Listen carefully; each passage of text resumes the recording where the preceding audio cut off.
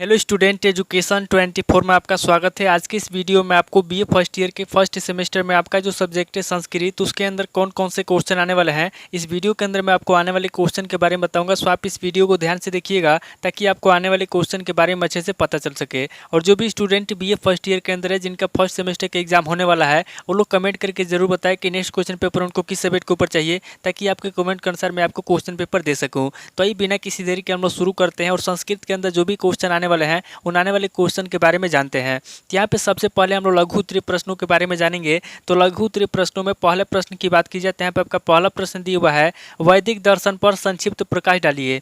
पहला प्रश्न कह रहा है जो वैदिक दर्शन है, यहाँ पे आपको वैदिक दर्शन पर संक्षिप्त प्रकाश डालना है। अब अगली क्वेश्चन की बात की जाए तो यहाँ पे आपका दूसरा क्वेश्चन दिया हुआ है, सुश्रुत संहिता का संक्षिप्त विवेचन कीजिए। दूसरा क्वेश्चन कह रहा है जो सुश्रुत संहिता है, यहाँ पे आपको सुश्रुत संहिता का संक्षिप्त विवेचन करना है।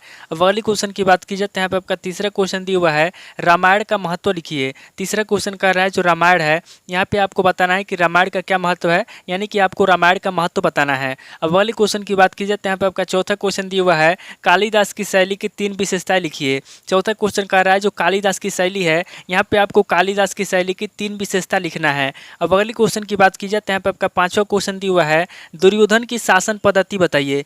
पांचवा क्वेश्चन कह रहा है जो दुर्योधन है, यहाँ पे आपको दुर्योधन की शासन पद्धति बताना है। अब अगले क्वेश्चन की बात की जाए तो यहाँ पे आपका छठा क्वेश्चन दिया हुआ है, वनेचर की उक्तियों पर प्रकाश डालिए। छठा क्वेश्चन कर रहा है जो वनेचर है, यहाँ पे आपको वनेचर की उक्तियों पर प्रकाश डालना है। अब अगली क्वेश्चन की बात की जाए तो यहाँ पे आपका सातवां क्वेश्चन दिया हुआ है, कालिदास के पांडित्य की संक्षिप्त विवेचना कीजिए। सातवां क्वेश्चन कह रहा है जो कालिदास है, यहाँ पे आपको कालिदास के पांडित्य की संक्षिप्त विवेचना करना है, यानी कि जो कालिदास है, यहाँ पे आपको कालिदास के चतुराई के बारे में बताना है, यानी कि उनके पांडित्य के बारे में बताना है, उनके ज्ञान के बारे में आपको बताना है। अब अगली क्वेश्चन की बात की जाए तो यहाँ पे आपका आठवां क्वेश्चन दिया हुआ है, किराता अर्जुनियम महाकाव्य की कथा वस्तु के स्रोत की विवेचना कीजिए। आठवां क्वेश्चन कह रहा है जो महाकाव्य है किराता अर्जुनियम, यहाँ पे आपको किराता अर्जुनियम महाकाव्य की कथा वस्तु के स्रोत की विवेचना करना है। अब अगली क्वेश्चन की बात की जाए तो यहाँ पे आपका नवा क्वेश्चन दिया हुआ है, कुमार संभव की कथा वस्तु के स्रोत की संक्षिप्त विवेचना कीजिए। नवा क्वेश्चन कह रहा है जो कुमार संभव महाकाव्य है, यहाँ पे आपको कुमार संभव महाकाव्य की कथा वस्तु के स्रोत की विवेचना करना है। अब अगली क्वेश्चन की बात की जाए तो यहाँ पे आपका 10वां क्वेश्चन दिया हुआ है, नीति शतक किस काव्य विधा में आता है। 10वां क्वेश्चन कह रहा है जो नीति शतक है, यहाँ पे आपको बताना है कि नीति शतक किस काव्य विधा में आता है। अब अगली क्वेश्चन की बात की जाए तो यहाँ पे आपका 11वां क्वेश्चन दिया हुआ है, कुमार संभव महाकाव्य में वर्णित प्रकृति चित्रण का वर्णन कीजिए। 11वां क्वेश्चन कह रहा है जो महाकाव्य है कुमार संभवम, यहाँ पे आपको कुमार संभव महाकाव्य में वर्णित प्रकृति चित्रण के बारे में बताना है। अब अगली क्वेश्चन की बात की जाए तो यहाँ पे आपका 12वां क्वेश्चन दिया हुआ है, नीति शतक के अनुसार दुर्जनों की निंदा पे प्रकाश डालिए। 12वां क्वेश्चन कह रहा है जो नीति शतक है, यहाँ पे आपको नीति शतक के अनुसार दुर्जनों की निंदा पे प्रकाश डालना है। अब अगली क्वेश्चन की बात की जाए तो यहाँ पे आपका 13वां क्वेश्चन दिया हुआ है, कुमार संभव के आधार पर हिमालय का वर्णन कीजिए।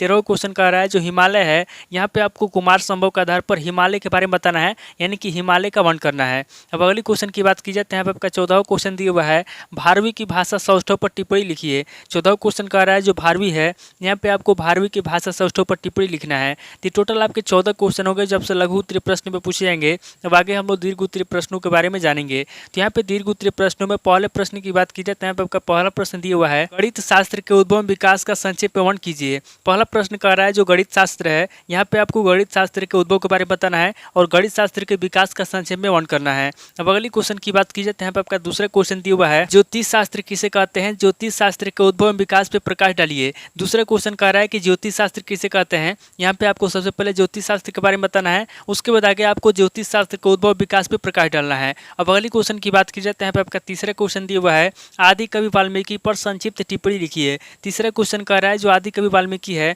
यहाँ पे आपको आदि कवि वाल्मीकि पर संक्षिप्त टिप्पणी लिखना है।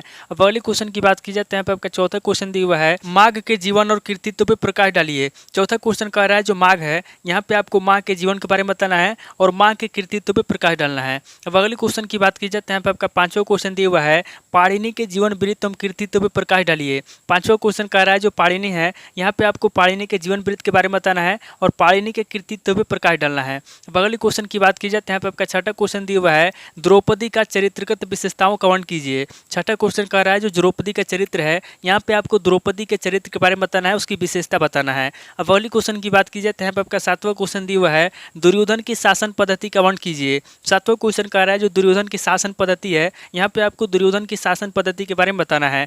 अब अगली क्वेश्चन की बात की जाए तो यहाँ पे आपका आठवां क्वेश्चन दिया हुआ है, महाकवि भारवी का काल निर्धारण करके व्यक्तित्व का भी विवेचन कीजिए। 8वां क्वेश्चन कह रहा है जो महाकवि भारवी है, यहाँ पे आपको सबसे पहले महाकवि भारवी का काल निर्धारण करना है और काल निर्धारण करके व्यक्तित्व का विवेचन करना है।